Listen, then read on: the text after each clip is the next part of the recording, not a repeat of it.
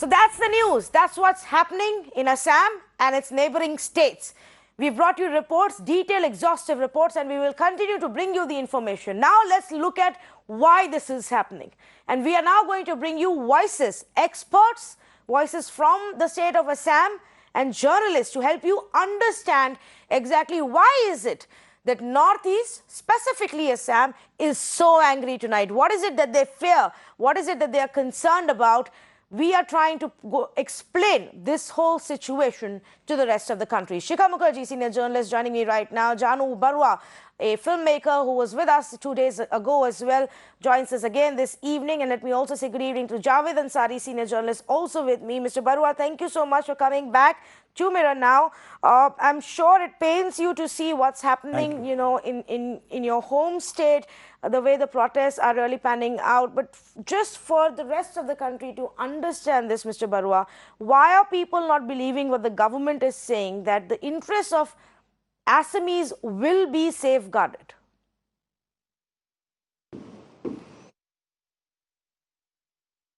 Well, but before I start, I just want to appeal to the people of Assam to maintain peace and stay away from, violence, because it's very necessary actually that if you want to protest in a democratic country, there is always a way that a protest is always allowed, and peaceful protest is always allowed. So please be peaceful and never destroy any property, whether it's a government or non-government.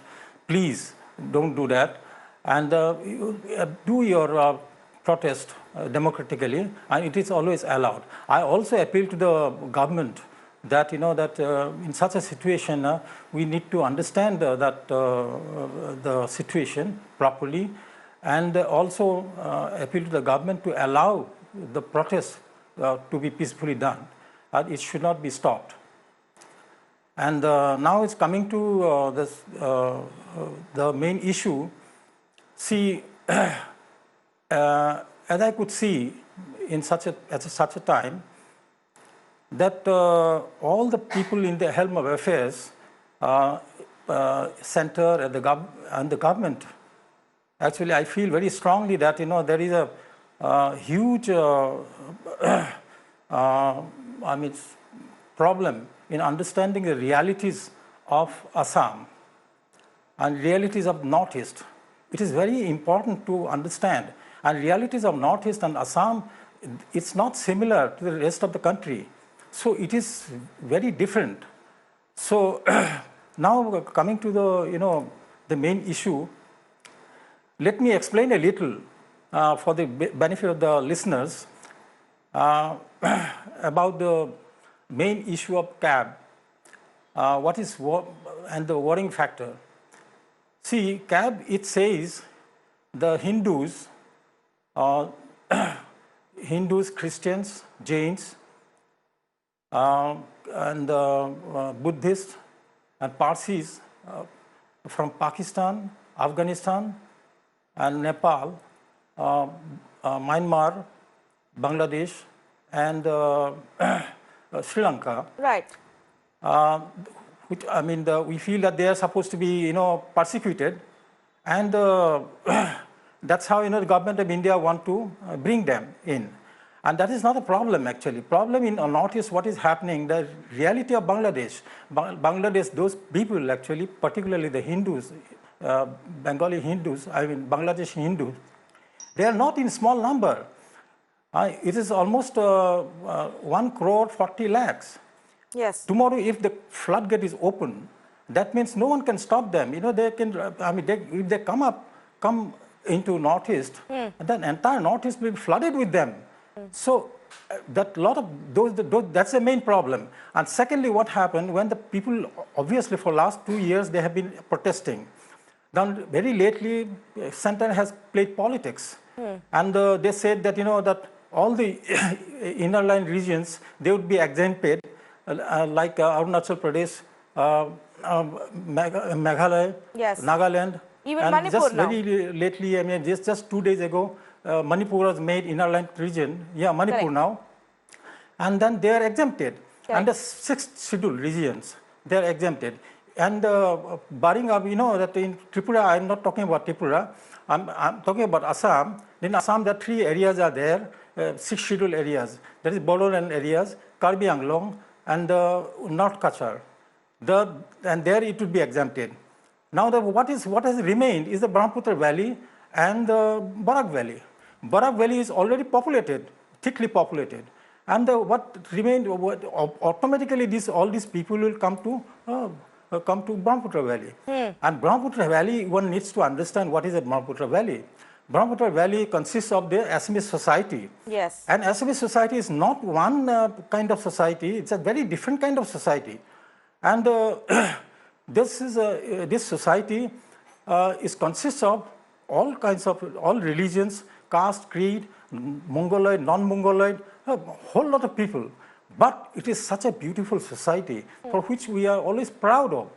And that is, it is not today's society. It is a 600-year-old society. And that society is always, it's a language-centric. Correct. Language-centric. So Mr. That Barua, is very important to understand. The Language-centric. And that language is always, people get scared. Yes. And the people who would be coming, they would be a different language people. And automatically that people in the valley, automatically they will be scared that they would be, automatically they would become minority. Yes. So, okay, so let me take that point across to our other panelists, genuine. Mr. Barua, and if you could just stay with me. What actually one needs to understand here. If you could just stay with me, and I want Shikha Mukherjee to come in on this aspect. Shikha Mukherjee, the Citizenship Amendment Bill was actually always a part of BJP's plan. It was a part of their manifesto. But for some reason, today people of Assam are feeling betrayed, and are angry and are shocked, including those who are who are with the BJP, their local leaders. It's as if they thought that the entire plan will only stop at the NRC.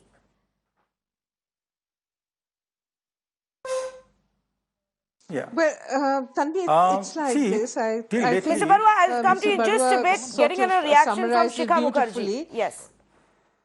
Yes, sure. Okay. Mr. Barua actually hit the nail on the head that this is, the Assamese are talking about their cultural identity. They are worried about the fact that the citizenship to a lot of non-Assamese people in Assam and outside Assam will and language, yes, culture and language, and that will mean that these large numbers of people will begin to live in Assam in a way that within the next 20 years, the ethnic Assamese, the Assamese-speaking people will probably become a minority in their own state. Now, this is exactly what the Assam agitation was all about. The Assam agitation in the 1980s had exactly the same thing to say. By shifting the goalpost from 1971 to 2014, this particular bill is creating that many more people who will then become a part of Assam. It's not their citizenship which matters, it is the ethnicity and the language of these people which matters in Assam. And the fact that it's not that the Assamese students' bodies, Assamese political leaders have not been warning the center, that to do this is to destabilize the situation in Assam. There have been enough warnings. It's just that the BJP because it is in power in Assam and because it is in power at the center, they chose not to listen to the other voices, calling it vested interest, which is something that they're still doing now. Sarbananda Sonowal is talking about the fact that there are some people who are creating this mischief, as it were. He knows very well where the mischief starts from. He knows very well that the people of Assam are extremely upset about this. And I don't know whether Mr. Barua has been following this, but I was asking people in Assam today. And what I'm hearing is that the protests which are breaking out have broken out in Assam and have reached a particular level of violence since yesterday have been spontaneous. It's not as though somebody organized these protests. That would be a piece of misinformation. My information is also this, that a lot of people in Assam think that, what I think we are forgetting is that 1984 and 2019 means it's just one generation. The leaders, the students, the young people who participated in the 1984-85 agitation have their children today are hitting the streets. So it is very much an issue that was alive, being sort of either being in denial or ignoring it or pretending that it wasn't there or that the BJP knows best, was the most dangerous thing that could have happened in Assam. And it is today, there are 3 martyrs to the issue, to the problem today. How many more martyrs? I mean, the internet is down. Yes. In Meghalaya today has the curfew is coming in. Yeah. You're not being. Assam is 3 people have been killed. Is totally immobilized, and there's an army out there. Yes, the army 3 is back people, on the 3 streets. martyrs. That's what I'm saying. Most of that this is how Guwahati it's right going now to is barricaded. emerge. The army is back. This is 1984 replayed. Yes, even now, just before you all joined us, we had, our reporters telling us that even in Tinsukia and Dibrugarh, situation is still very, very tense. A part of the railway line between Chabua and Dibrugarh station has actually been damaged. That a branch of the Union Bank of India there has been vandalized and set ablaze. Curfew has, of course, been imposed in 4 different districts of Assam and also in Shillong. So, the situation is still extremely tense. 12. Yes. 12 districts. please. Correct. Tanvi, Correct. Yes, I stand corrected there. Let me also say good evening to Upmanyu Hazarika. From Upper Assam. From Upper Assam to the North Bank, it's right across the whole state, except for the Barak Valley. Absolutely. Let me also say good evening to Upmanyu Hazarika, Joy Barua in the studios with me. It is on the border. Yes, and Beena Lakshmi Nepram also joining us, founder of Manipur Women Gun Survivors Network, with me right now. And the idea, ladies and gentlemen, tonight is to help our country understand just why is Northeast so agitated and angry tonight. Why are they feeling angry? Why are they protesting? Despite the government's assurance that almost most part of Northeast will not come under this new law, why is there still this amount of mistrust? That's the big question. And Joy, I want to come to you first and ask you this question, because repeatedly it's being said that these protests are actually mischievous and political, and that's about it, that one of the political parties are actually fueling this and inciting it. Where do you stand on this debate? Do you think what's happening in Assam, people raising their voice, is justified? I think it is justified. We've lived with migration and illegal migration for the last 40 years, and it was all quiet and complicit then, and I think it's been given an official handle right now. And I think the people had voted for the BJP, and they had come with a full mandate, and they had come with the idea of saying no foreigners, illegal. But this has happened, and the people knew it would have happened, but they have come late into this thing. And it's been a shocker when suddenly the bill is going to be implemented. Probably they thought the government would be deliberating a little more, even though they had stressed they would do this. We are an emotive people, and suddenly we're thrust with so many, and it's a small state, too many indigenous people, too many tribes, so the demographics have changed. We expected this to happen when it would happen. And I think the people aren't violent to start with. Yes. We are peaceful, loving people. Yes. Most of the vandalism that has happened will be motivated and will have mischievous elements.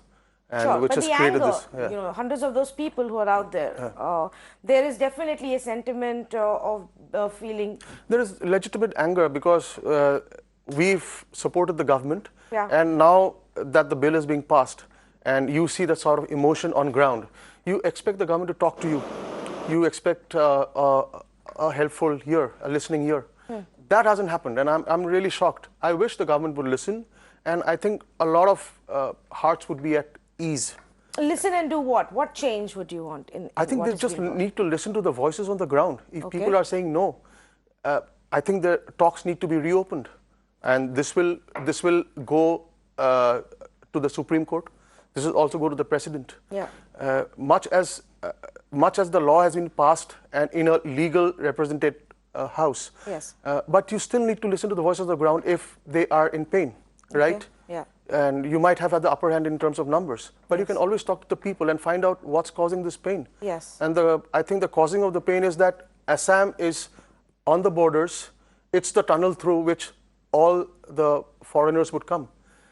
So they aren't going anywhere. They aren't going to Gujarat. They aren't going to UP. Yes. They will remain in Assam. Much as the government says that, it applies for the rest of India. But where will they go? Do you see a Bangladeshi immigrant walking all the way to Rajasthan? Immediately, he's just come in and he's being given the door. This is actually a point that I have been asking as well, and we've asked the BJP representatives the last 2 nights, and tonight we'll have another one and try and get an answer on this as well from them. What happens to those who are already living in Northeast? You can say that they are exempt, the Northeastern states are exempted from this law, but those who are already there can get a citizenship, and once you're a citizen of this country, well, you're free to go wherever you want. So that will be one big concern which we will have. Mr. Javed Ansari, good evening to you. Do you believe that the government kind of missed the sentiment on ground, or it was not a part of larger scheme of things for this party?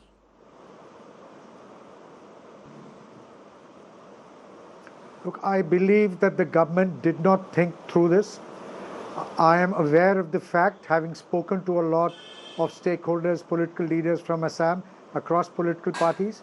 The prevailing view within the ruling dispensation was that yes, there will be a fallout, but we will be able to contain it. They probably did not factor in the strong reaction. They thought that given that they have a BJP chief minister and a BJP government in Assam, and then you have somebody like Hemanta Biswa Sarma, who was their chief advisor, who is their chief advisor on Northeast affairs. They thought that this situation too can be manipulated and managed. What they did not factor in is the strong sentiment, is the kind of upsurge that you're now seeing on the state. So far, if the past is anything to go by, their approach has always been to stonewall, to meet fire with fire, to present a strong. They did that and got away, or appear to have got away in Kashmir. Perhaps in the Northeast, they've bitten off more than they can chew, and it's never too late. Statecraft also demands that you have to bow down to the will of the people. They need to open a door. Unfortunately, in this government, there are not too many people who can talk to the opposition or who can talk to the stakeholders, because this government so far has always adopted the sledgehammer approach. They need to open back channel contacts, back channel parallels, and try and find a way out, because you can never overpower the will of the people. Right now the BJP has the numbers in the state legislature and in parliament. Yes. But on the street, situation is very different, and this could have very far-reaching repercussions. Northeast, is bang on the border with China, and the implications are there for everybody to see. Yes, and I, repeatedly want to also tell people, our viewers that there are multiple appeals for peace and calm that are coming through, that there has to be a better way of marking protests and getting the voice heard. Our attempt is actually to bring out those voices and to bring it and put it on a national platform so the government can take note of what's really happening. Just to break it down into basic points, and then we will go into the details of this. But here is why there is this much of unrest taking place in the Northeast, specifically in Assam. Because the people here wanted all of the outsiders, all the illegal immigrants, not just a one religion or one country. They wanted all of these illegal immigrants to be removed from their own land, because there's so many of them which have actually come over in the last 50 years. It's not a problem that's come across in the last 5 years or even 10 years. This is a problem that has gone on for decades together. There is a fear about the increase in the Bengali-speaking population that will then take over within Assam. There is a fear that the massive influx that you will see post this new law will swarm the indigenous culture in parts of Assam, in Meghalaya. And of course, one of the big problems right now is that while people believe that even if some kind of a change in law is brought in, the cutoff date for illegal immigrants will be 1971, just as it is for NRC. But in the Citizenship Amendment Bill, the cutoff date has been moved to 2014, and that change has also upset a lot of people in general. From the conversations that we've had, from our reporters bringing us an update from ground as well, there is a mistrust about the centre's understanding of this issue. So Mr. Hazarika, if I can come to you on some of these points that I've brought out, do we know at all, is there an estimate on how many people may get citizenship currently? How many of these illegal immigrants are here who then stand to benefit and impact the demographics of Assam or Meghalaya?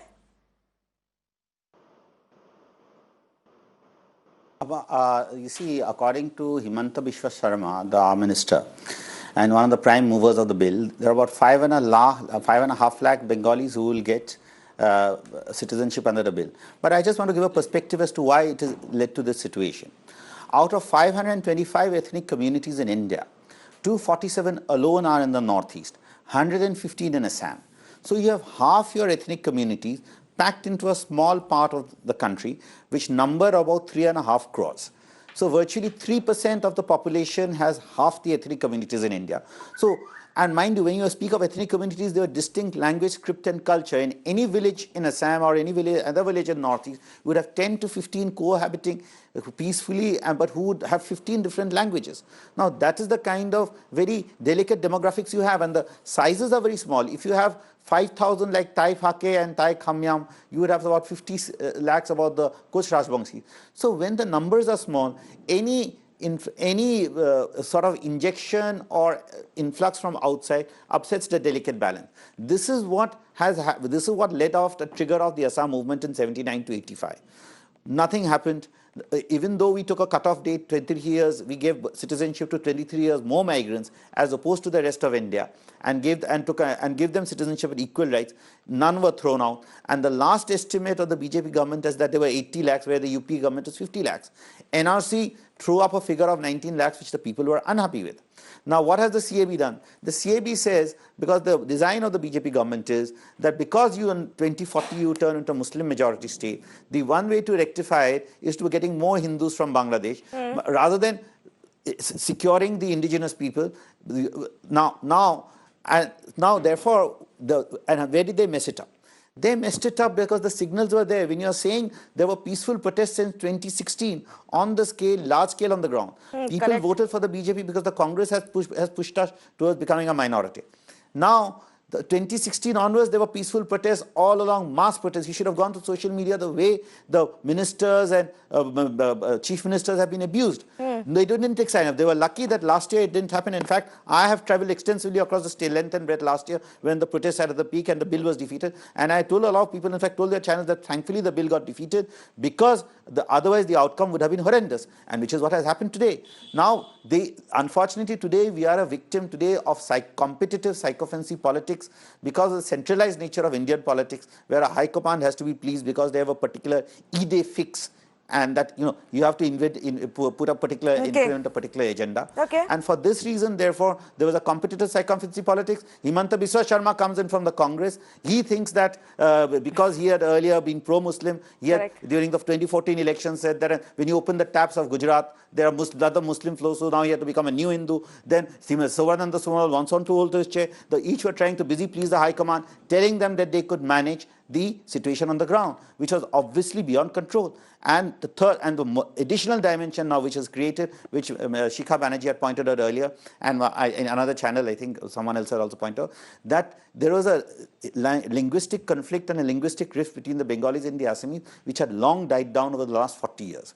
This bill reignites that. Yes. So apart from the fact that you have reignited, in fact, a linguistic divide between the Assamese and Bengali communities. In fact, Mamata Banerjee made use of this to consolidate her Bengali, her Well, vote politicians in will West always Bengal do during that, the Mr. last round of the Hazarika. I'm sure CAG. you So know the that. signs, the writing on the wall I'm was sure clear. you're very, very well aware of the fact that politicians are not to be trusted. They play politics. That's how they survive. That's their job. They get your votes and then they forget about it. Now, at the same point, I must highlight that when it comes to the BJP, they were very, very clear from the start that they will bring in the NRC and then they will bring in the Citizenship Amendment Bill. The only thing they've changed is for the eligibility criteria, they've changed the cutoff date. But they were always very clear about the fact that they will bring in CAB as well. So, Beena Lakshmi, today when the BJP says that this is not what people want, people voted for us to bring in this law, this is simply a political protest, what would your response be? I totally agree with the earlier speaker. In fact, this is for us a vote bank bill, a bill that is meant to ensure that the BJP is able to consolidate their vote. In fact, someone wrote that you are sacrificing the Northeast for the battle in West Bengal. So this for us, it is very, very important to note this. And I would also like to state that the history of 45 million citizens of Northeast India are not in the textbooks of our country. They don't know, like Pamela has said, that they do not know the complexities of more than 272 indigenous communities speaking over 400 different languages in our region. This failure to understand is the reason behind this massive protest, which has been happening in the past years, and what has erupted in which more than 11 people have been shot dead, killed, even as we speak. Is this the country that we want to be seen as? So this is an assault to the secular ethos. 3 in Guwahati. Yes. Time to absolutely know that this is, and in all the debates, there has been, everything in India has been Hindu Muslim. In the northeast of India, all faiths have coexisted.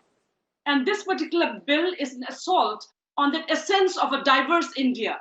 And India denies the existence of indigenous people at the United Nations. This bill is a violation of not only the Constitution of India, it is a violation of the Universal Declaration of Human Rights and the 2007 UN Convention on Indigenous Peoples' Rights. This bill must be scrapped in its entirety.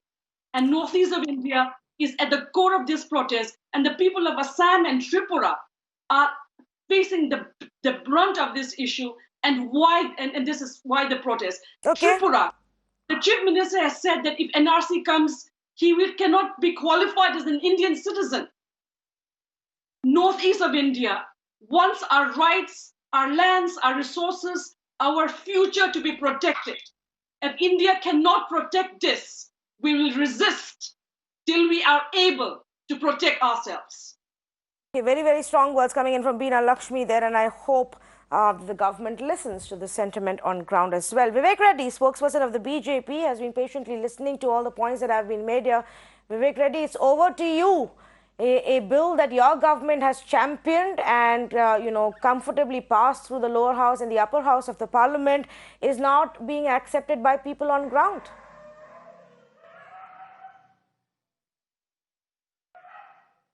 Well, I think, Tanvi, we have to look at the impact of this bill pan-India, first of all, because this bill is not for any specific locality. This bill is for those migrants who have faced religious persecution in 3 nations and who have crossed the borders, being unable to live in those countries. I think you also have the problem of Pakistan and Afghanistan here. You have migrants crossing over from their boundaries into India. Now, if you look at the larger problem, it is indeed startling, Tanvi, that this problem has remained unaddressed over all these years, that this problem has no solution over all these years. This is why it is startling. There are so many panelists who are now commenting about this bill, but there is not even one who is asking. Of course, people of India are asking, but I'm asking about the panelists here. There's not even one who is sensitive enough, who has the heart to at least ask what is the status of these refugees who have been thrown out of these nations for over these past 50 years. There is nobody to ask for them. That is why this government stood up for them. They at least have a home in India. That is to be stated very clearly. And All this was what? Why did all this arise?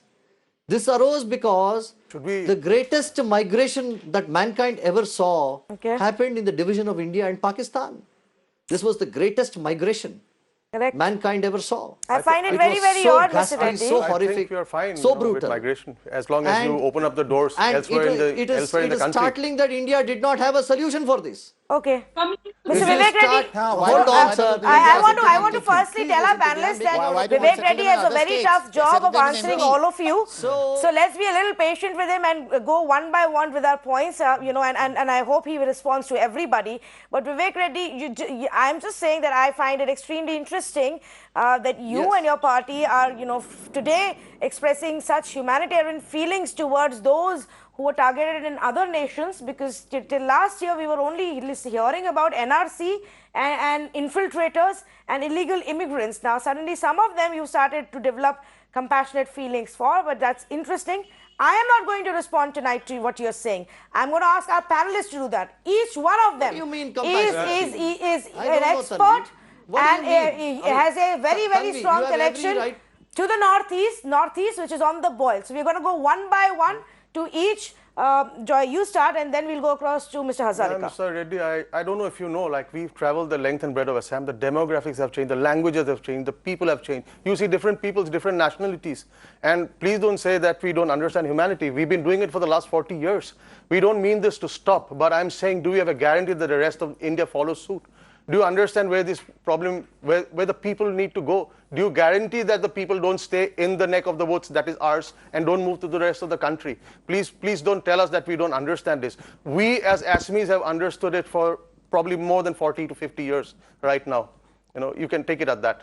And we've seen the first agitation. We've seen the students going down. We see it again. We don't want our people to lose education. We don't want the economy to go down. But not at, you know, you cannot push something that's at the cost of all of us. But we understand what humanity is, you know, when it gets to that. Yeah.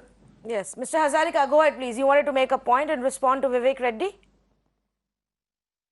Yes, yes. You speak of human rights. What about the human rights of these small populations? Today, Lower Assam is overrun by Bangladeshis. The Koch Rajbangshis, who were one of the largest kingdoms, they don't have any place to go. They are now scattered all over the rest of the Boros are fighting a last kind of a stronghold over there. The Rabhas are on the run. The Garos have fled. Tribal belts are overrun by Bangladeshis. That's Lower Assam. Middle Assam is gradually being overrun. Out of 17 lakh square kilometers of 17 lakh hectares of forest, 4 lakhs are already occupied by Bangladeshis. That's 3,000 square kilometers.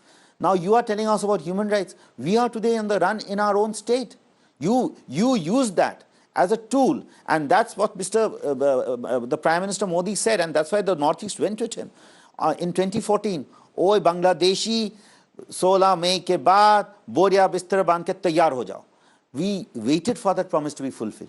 NRC came, numbers were far short, nobody is going out. That's what Bangladesh government says, that's what our government says. They are going to remain here. They are going to, therefore, now on top of that, you now put the CAB on top of us. We were turning into a minority in 2040. Now we are going to turn into a minority before that. And for which 855 people, young people, today you have 3 people being shot in Guwahati alone. Young people, 14-year-olds, 15-year-olds laid down their lives in the 6-year agitation. You use that emotion to get our votes. Today, 3 people have died, 3 young men have died today in Guwahati. They have been shot dead. That is not human rights. Well, what happens to our human rights? You think everybody wanted and just came to get themselves shot, they were all wanting to commit suicide? I mean, this is ridiculous. This is the kind of insensitivity, the kind of, as I said, the top-down approach, the centralized approach that you think that my way or the highway, regardless of the consequences. And today, you have sent one of the worst officers from the Home Ministry, VP Singh, who in the Prafulla Mahanta earlier AGP government was responsible entirely for the secret killings. He has been now deputed from the Home Ministry. So mark my words now, with internet being shut down, Assam under indefinite curfew, Guwahati under indefinite curfew, the things are only going to worse. And let me tell you what the spontaneity on the ground is. The Chief Minister's hometown, they are ashamed of the fact that they threw up someone like him. The MLA's house has been burned down. Railway station has been burned down. Post offices have been burned down. It is not by any party or anyone. Spontaneous and spontaneity everywhere. Because my relatives are there, I'm in constant touch. There are people who have taken it upon themselves that this is the last battle, this is the last stronghold, we will have to defend it. It's either now or never, And honestly, and I we will think do it. by And now that is what is people happening. know, That is what Mr. your party has Hazarika. inflicted. You may give us all this nonsense, all of this inflicted, it's all India and all of that bunkum, but that is because all of you people are only looking at going up the political ladder at the cost of people like us. Yes, That's the and problem, I feel and that it's a people are sycophantic feeling betrayed tonight politics of in the sycophantic Northeast because competition they feel that between Himanta Biswa Sharma BJP is going and to bring Sarbananda about a Sonowal, bigger which has cost us change today. and not do what the Congress did for so long and play, politics, over the at the this cost of the nation would serve demographics in better Assam. But than it to seems hear like the these BJP also scaremongering. seems to be betraying them and letting them down at this point of time. And I just want to go across to Mr. Janu Barua. Mr. Janu Barua, would you want to respond to what Vivek Reddy is saying? And let me ask you, would the people of Assam feel a little bit more at ease if the government came out with a policy to tell us how these illegal immigrants who now become citizens of our country are actually spread out across the country and not just concentrated in the northeastern states?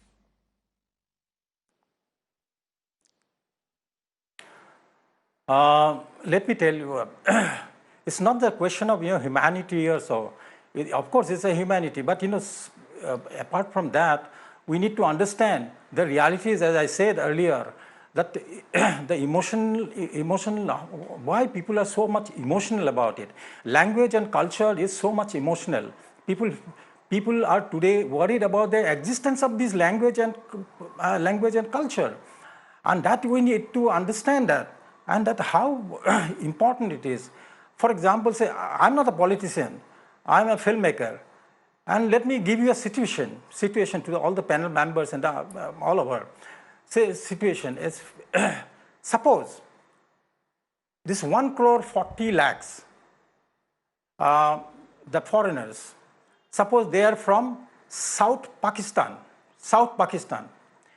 and they don't speak Gujarati, okay, that they speak different languages. Gujarat is in touch with the South Pakistan, okay. Today, they are being persecuted. You want to bring them in, and they will straight away want to come to Gujarat. Okay, there is a next state. Now, that you want to give citizenship, and our honorable Prime Minister and honorable Home Minister, they belong to Gujarat. I just want to ask a question to Gujarat government also. Will they be prepared to accept those 1,40,00,000 just because it's just across the border, just because they are being religiously persecuted, just because they are Hindus? Is it, will they be prepared to accept them? The other aspect is, suppose on the other hand, suppose there people came out, the Home Minister kept saying that we'll be distributing all over the country, and it was not on writing. He has never given in writing. Okay, we accept that argument. Now I have some kind of statistics. I just want to share with you that suppose they are shared as per the land area. Assam has today, excluding that six scheduled areas, Assam has only 1.72% of India's land. Yes. Brahmaputra Valley and Barak Valley. Okay. Now Gujarat has 6.24%. Maharashtra has 9.79%. That way, Gujarat has to take 8 lakhs out of that 1,40,00,000, 8,73,600. And Maharashtra has to take 13,78,600. Are they prepared to accept that? Will they accept? Okay, fair enough point. I've also been raising this point. Can center get an insurance? Yes. Mr. Vivek Reddy, in writing.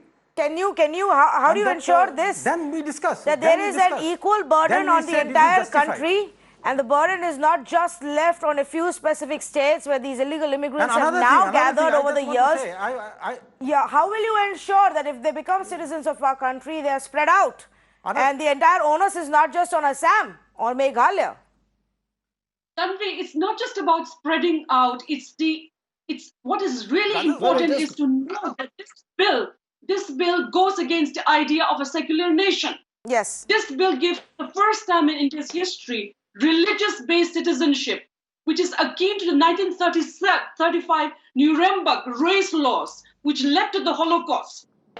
India is a secular country. People of Northeast have been with India in the last 71 years or so, in spite of a martial law, Armed Forces Special Power Act, clamp on our lives because we believe in the secular fabric of India. You are hurting the secular fabric of India by doing this. The RSS calls the Northeast of India as land of Vanavasis. People were forest land. We are not forest land. This was home to 4 different nation states, Asiatic nation states, Tripura, Manipur, Assam, Sikkim, were independent countries. We became a part of India. Lakshmi, I think there's a problem with your audio line. We just got to fix that, and try and get back to you, John. You wanted to make a point before I get a response from Vivek? Just one small point in. Vivek, along the national highway in Assam, there are parts which don't look like Assam anymore. You have different people. They don't look like Indians. You cannot speak in Assamese. You have to speak a different kind of Bangladeshi. I have been there in the dead of the night, coming from concerts, where the police is scared to step in. How do you explain that? My thing is that we are trying to understand your humanity. We are. Are you trying to understand ours? We try to understand your idea of India. Are you trying to understand our idea of Assam? Please, Vivek Reddy, please do that. Please respond to what has been raised here.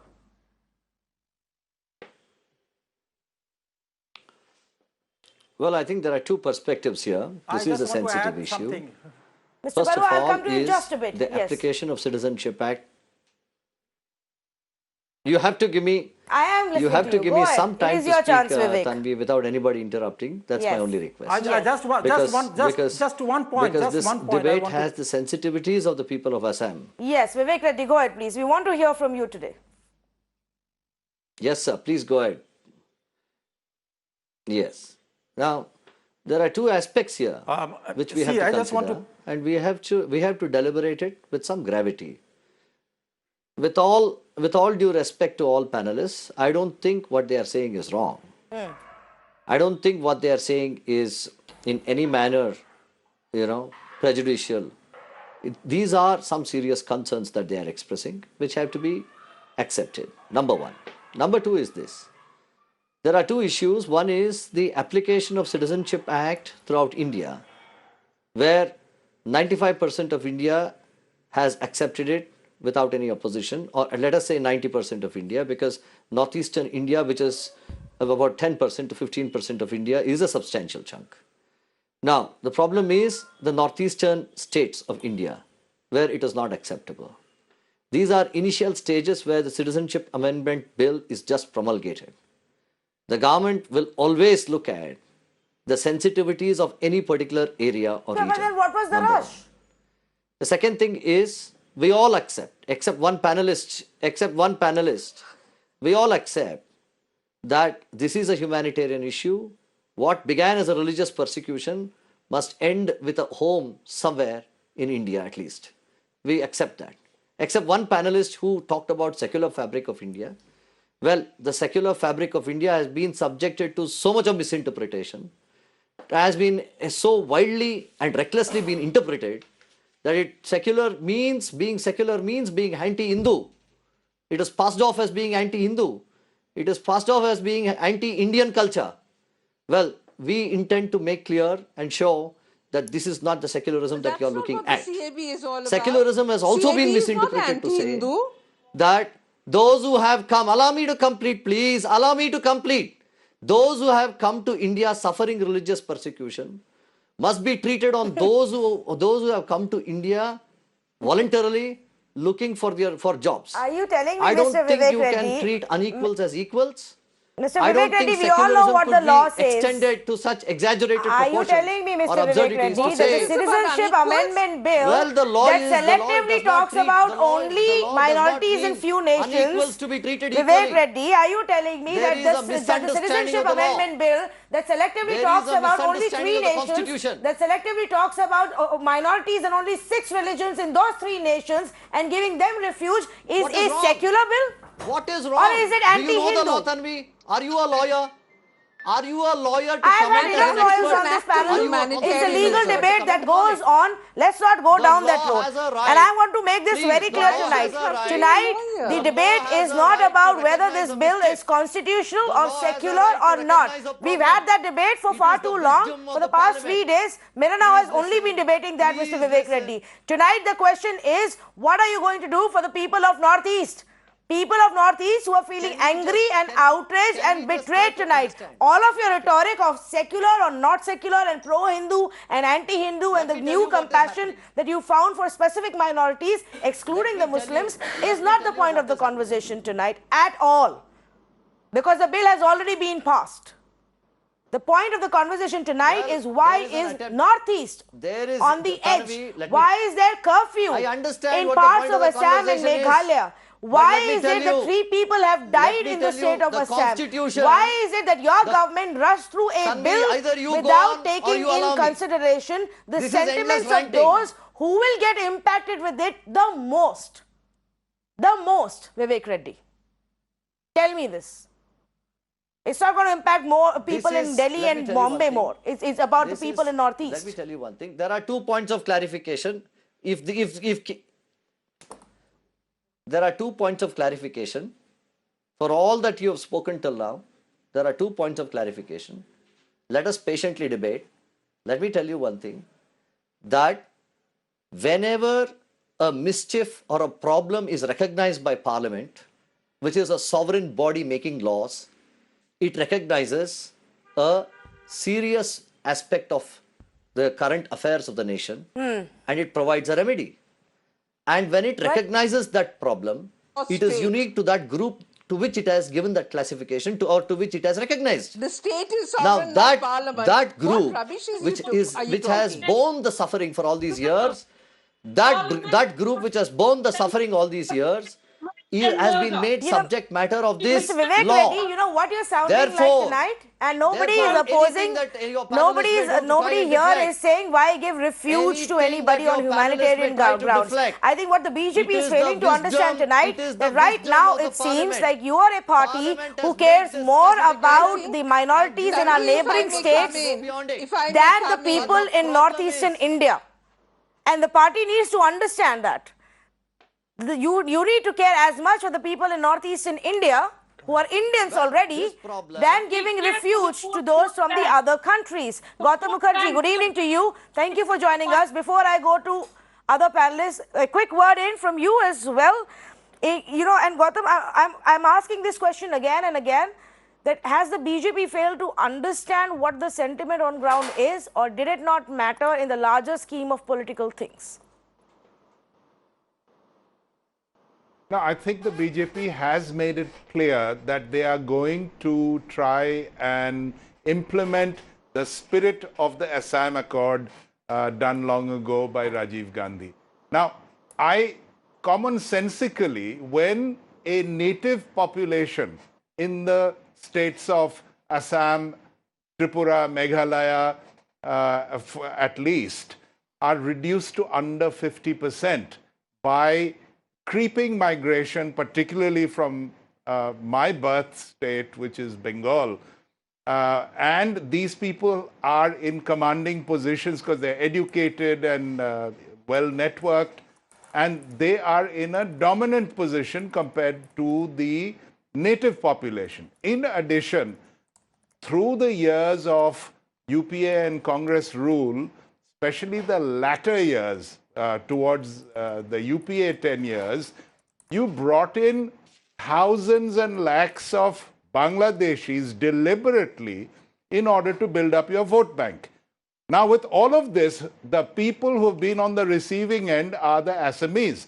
Now, it is incumbent on the BJP, and I'm sure Amit Shah is and Modi are fully aware of this, that the first thing you have to do is compensate the Assamese for this situation, which has been lingering ever since the Assam Accord without any hint of implementation. What does it mean? That means reservations. You reserve jobs for ethnic Assamese and Meghalayans and Tripura people. You give them incentives of various kind. You give them loans. You give them, every kind of affirmative action for them to catch up, especially the poor amongst the Assamese. And you have an excellent chief minister right now in Assam in particular, who is a builder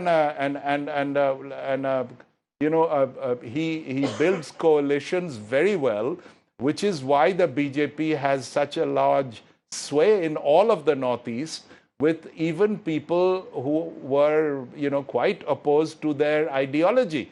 So I have no doubt that this outburst has to be tackled by very quick and substantial action to help the native people of that region. Okay.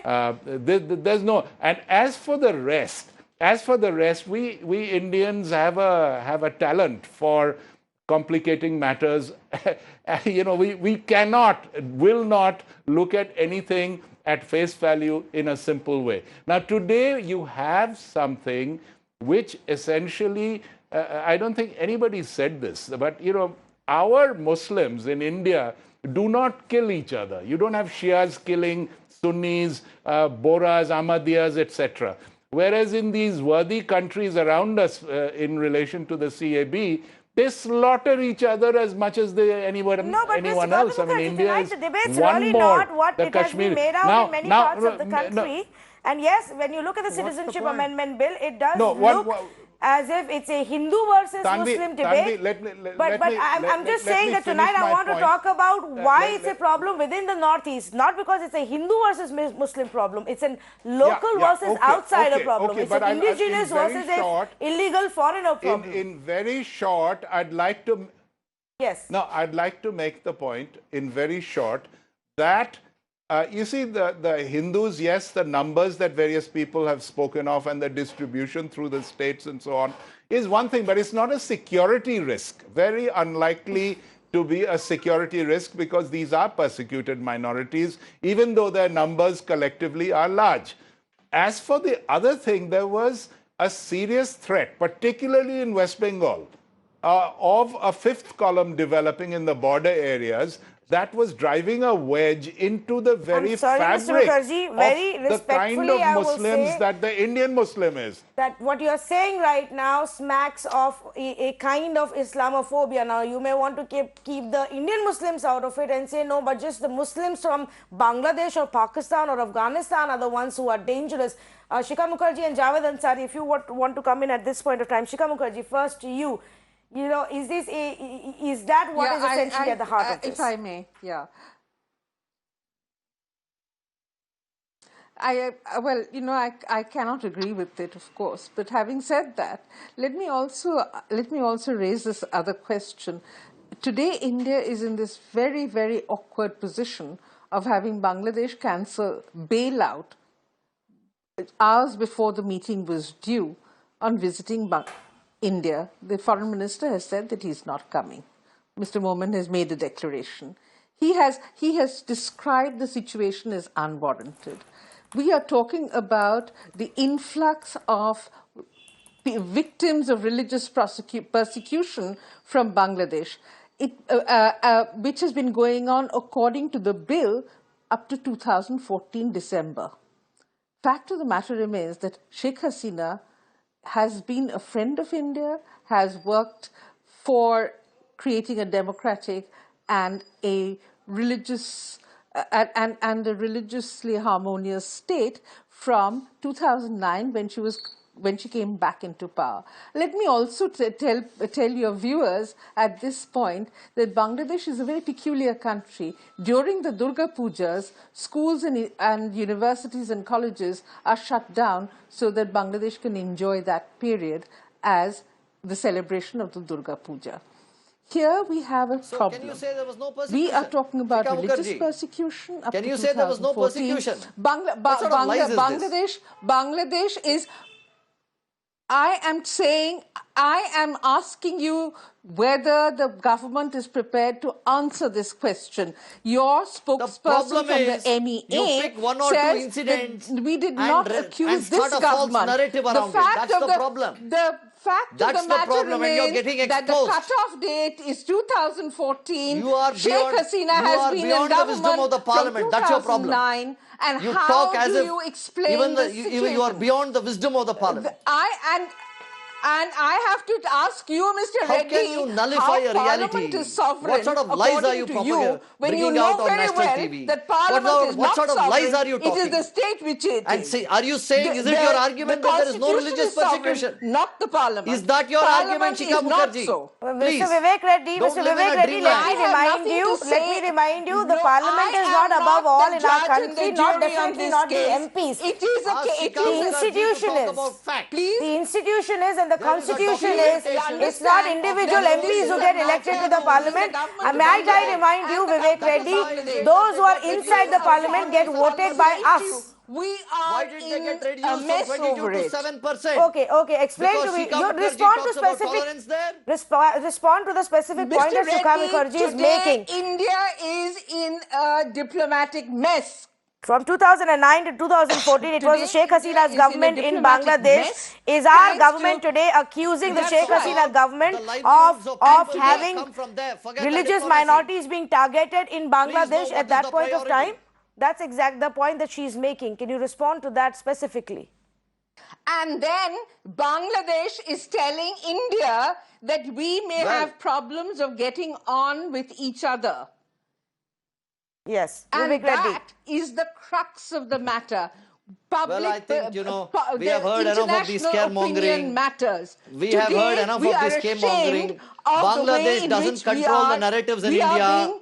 being painted. Shikha Mukherjee, let me tell you the sort Nor of do you false control narratives the that you're bringing narrative out in on national Bangladesh. television. It is really amazing. Nor do you control to the absurd narrative levels to across which the you can go. world.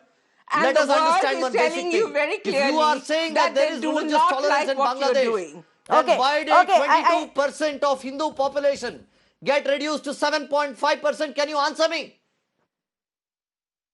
Is there an answer to that?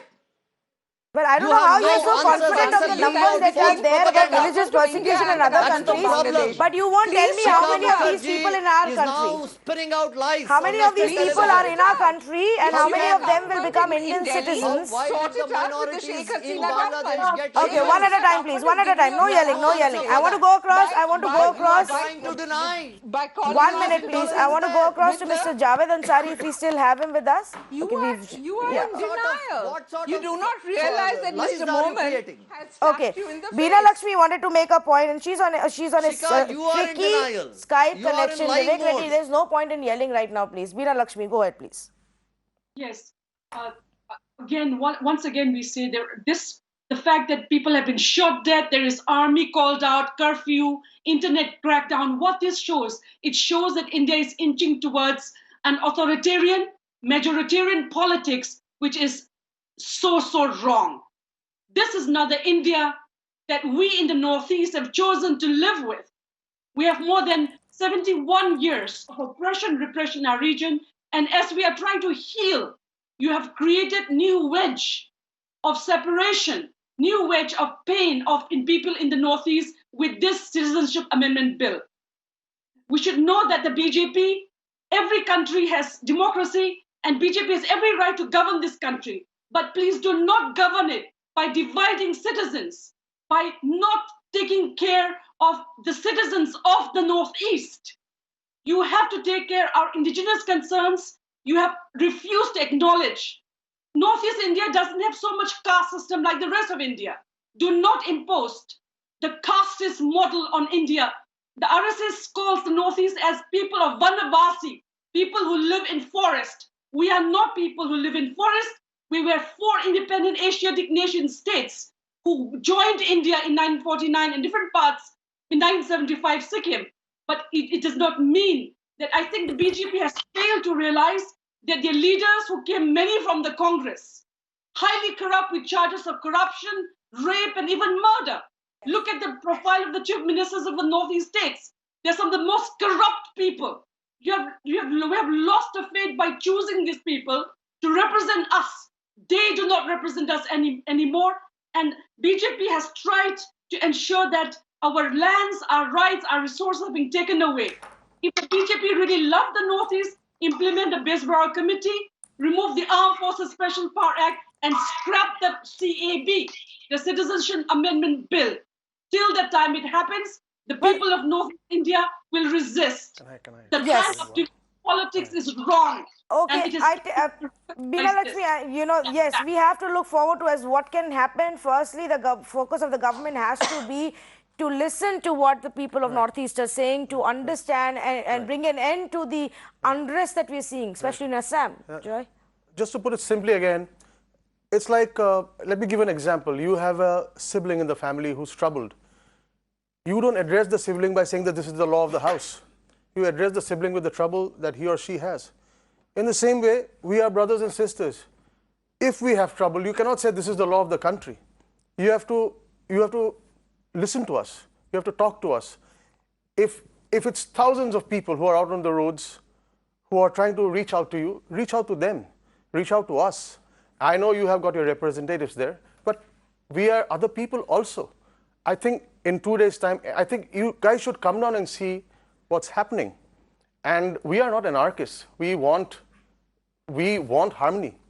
We have humanity, and you have seen the humanity in us for the last 40 years.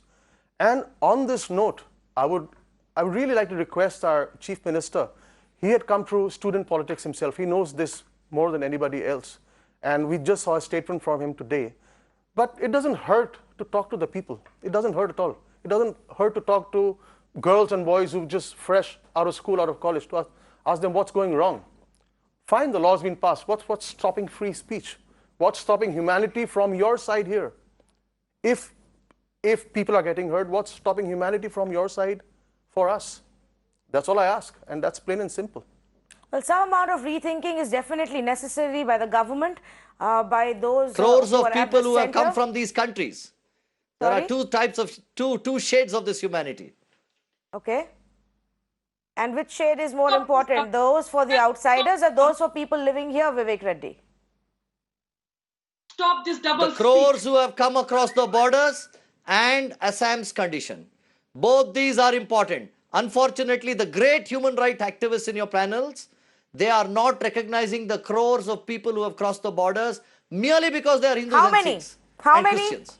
How many? I'm not a human rights guy. For them, Hindus and Sikhs don't have human rights. Actually, I don't know how many. Brutal in their heart. How many people That's will the benefit from crores. this? How many? Crores across India. Crores across India doesn't mean across anything. India. You brought a policy, you brought a Crores law. across India, You brought a new who law, crossed Vivek the Reddy. borders You don't know how many and who people. have come to You India don't know how many of these facing illegal religious immigrants will persecution. get citizenship of You our do- country. if you want Is the statistics citizenship of of how our much, country so all the cheap for portions, you that you don't even all know the how many portions people will get it? who have What will be the migrated impact there on the due to religious demographics of our country? I'm asking you a Erasure question. from 22% to 7%. How many? How All many that. people will get citizenship What of are our you country? talking, Tanvi? How many Hindus What are you talking? from Do you Bangladesh and think- Pakistan are you become are you citizens so of India heartless? basis Are you this so new law? unsympathetic that your heart How does not many go of out these for them? words are you looking to That get your heart at the does not cost go out for these of poor those people from who have come from Northeast? those nations?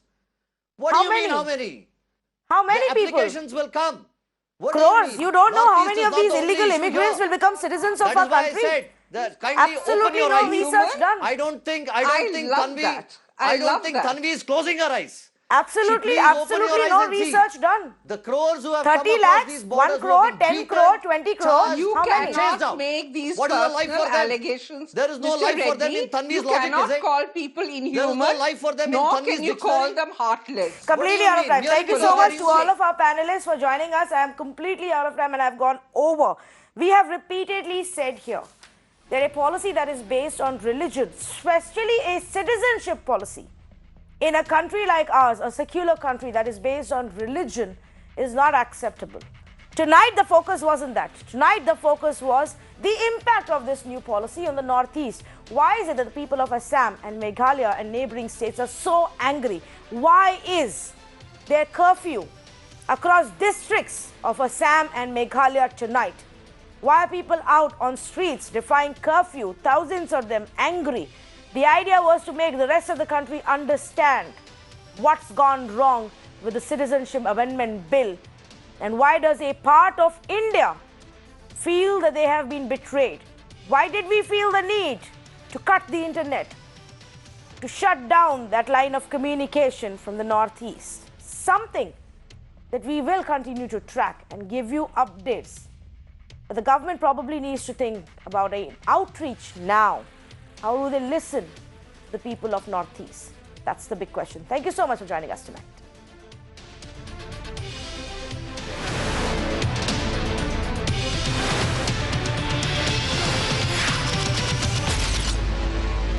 Welcome back. Here's also the latest coming in from Guwahati right now. The official premises of a media organization of Prague News were vandalized. These are the CCTV visuals that we've got for you, and not by any miscreants. These are security personnel that you see who've entered the office premises. Just a short while ago, I spoke with the VP of Prague News on exactly what transpired here.